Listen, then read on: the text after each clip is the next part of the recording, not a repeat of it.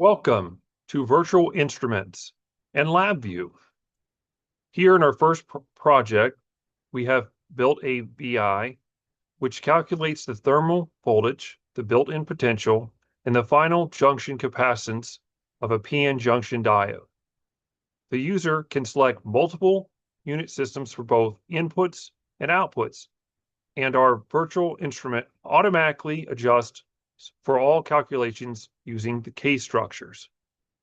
To start with, let's look to our left, and we can see the front panel, which allows the user controls for inputs and the user outputs below.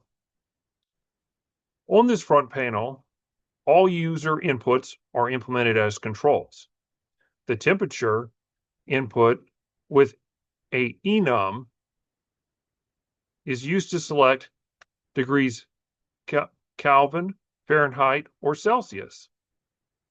Then our junction capacitance at zero reverse bias is also entered in by the user.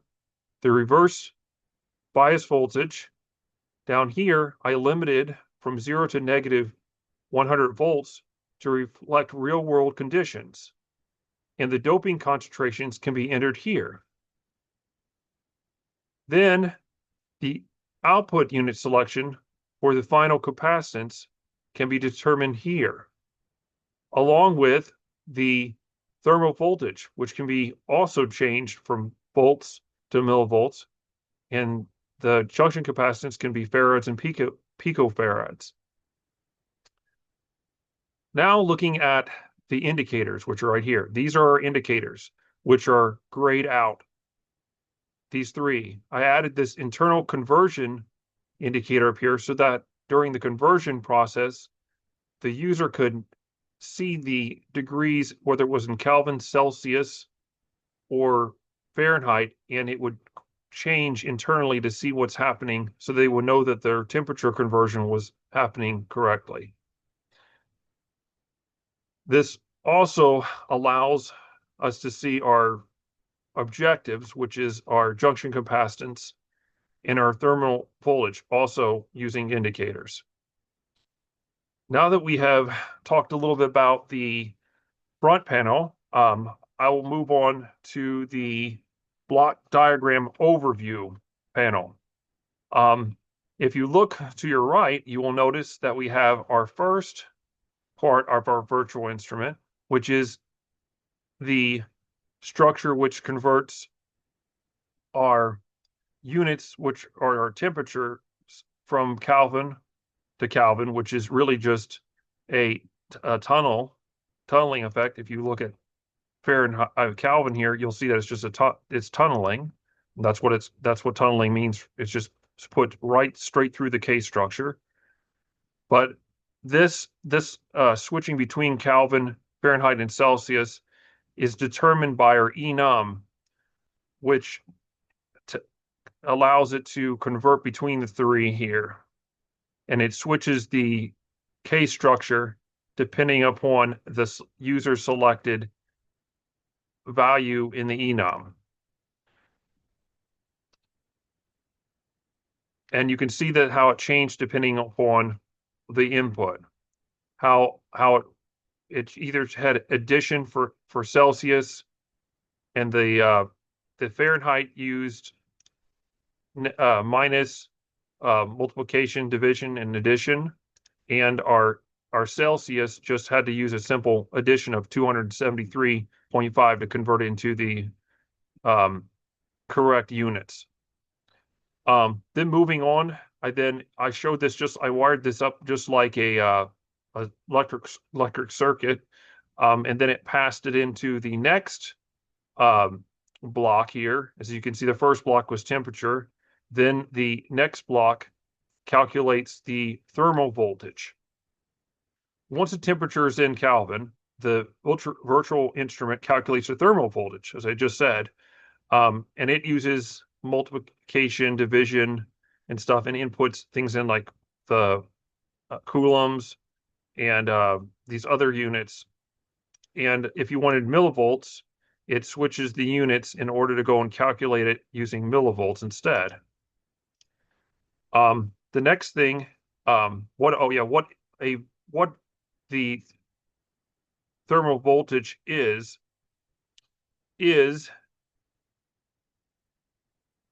that is going to be it determines how the temperature carries, it's how the temperature affects carrier motion. Yes, that's what it was. And is required for calculating the built-in potential, which is right here in this block. This block did not require K structure because there was no switching between different units and different user input. So it just used numerical functions from LabVIEW's numeric palette. And what I did, just like with MATLAB, I utilize annotations in order to produce clarity within the block diagram.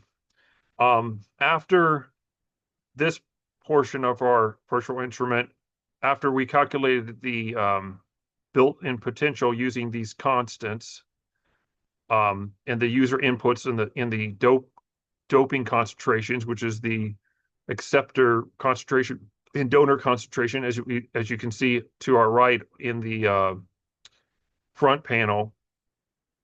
After we get those values, then that is passed into our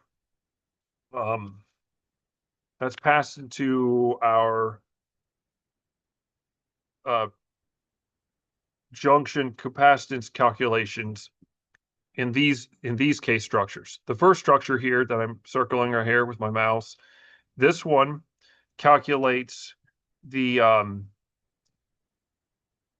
junction capacitance. However, I had to add another block so that if the user wanted to go and have the output in farads or wanted to have it in picofarads or farads, they could select that. So I added an extra block before passing that out to our front panel with units next to the thermal voltage. So a little bit about what you're seeing here, what's actually happening. The reason what CJ represents the actual real junction capacitance under reverse bias, whereas CJ subscript is only the capacitance at 0 volts. As the reverse bias increases, the depletion region widens and the capacitance decreases.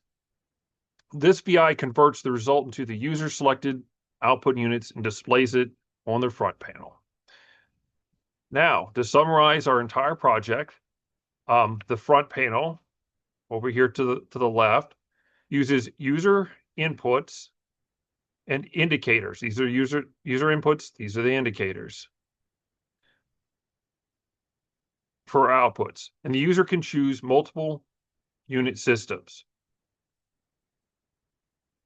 Right here and right here. And their virtual instrument adjusts calculations using K structures, which are these to our right here. This is what these are K structures. These square blocks. The block diagram uses numerical functions. That's what these triangle blocks are, and this one for the natural log, to implement the semiconductor equations. The thermal voltage, thermal voltage represents the thermal energy per charge, which is in this calculation up here within the block diagram right here. And CJ is the final junction capacitance under the selected reverse bias voltage, which is output right here. Now, moving on to our testing, how we confirmed that this worked properly. To verify that everything was working properly, I changed the inputs in our front panel according to the following tests. I'm going to pull up this real quickly.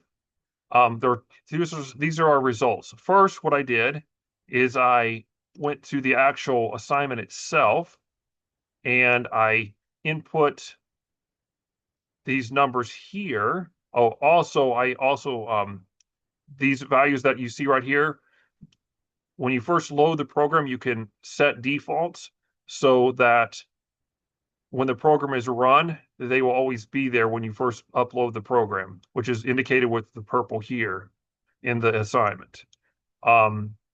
Using these calculations here, if you put in these values here, as you can see to your right, it yielded 20 millivolts.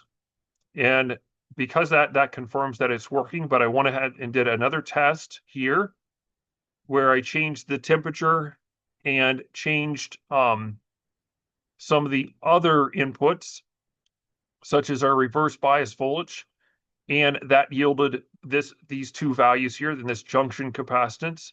And then I did the calculations by hand to confirm that they were right. As you can see, they are exactly the same, our junction capacitance and our VT, our thermal voltage, came out to be the same as well from our calculations.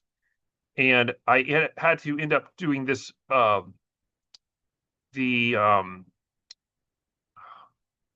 this VI, I had to calculate that, which was our um, which was our